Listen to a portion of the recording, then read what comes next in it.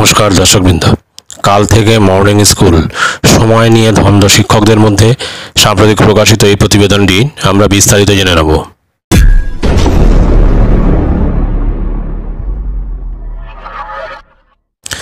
গরম বাড়ছে, এই অবস্থায় দুটি জেলার প্রাথমিক স্কুলে মর্নিং স্কুল চালু হচ্ছে। দেওয়া হলো নোটিশ। বাঁকুড়া এবং পশ্চিম মেদিনীপুর জেলা ডিপিএসসি এই সম্পর্কিত নোটিশ দিয়েছে।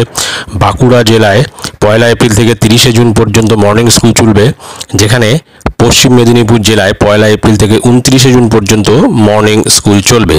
তবে দুই নোটিশে স্কুলের সময়সীমার পার্থক্য থাকায় প্রশ্ন উঠেছে।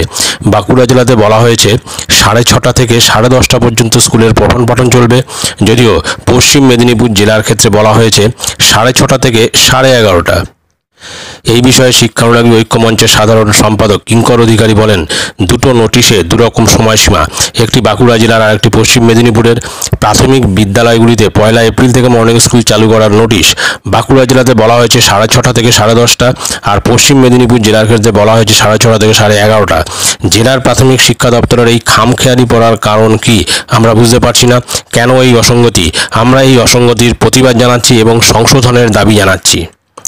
তো সুতরাং বোঝা যাচ্ছে যে এই দুটো জেলার ক্ষেত্রে অত্যধিক গরমের জন্য কিন্তু প্রাথমিক বিদ্যালয়গুলিতে মর্নিং সেশনে স্কুল শুরু হচ্ছে। তবে নোটিশ যেটা পাঠানো হয়েছে দুই জেলার ক্ষেত্রে, এক জেলার ক্ষেত্রে দেখা যাচ্ছে যে 6:30 থেকে 10:30 এবং আরেকটি জেলার ক্ষেত্রে দেখা যাচ্ছে 6:30 থেকে 11:30।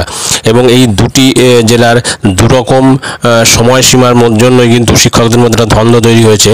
তো আসলে কোন সময়টা সঠিক হবে সেটা কিন্তু বুঝে উঠতে পারছে না, এবং এর প্রতিবাদ জানাচ্ছে শিক্ষানুরাগী ঐক্যমঞ্চের তরফ থেকে।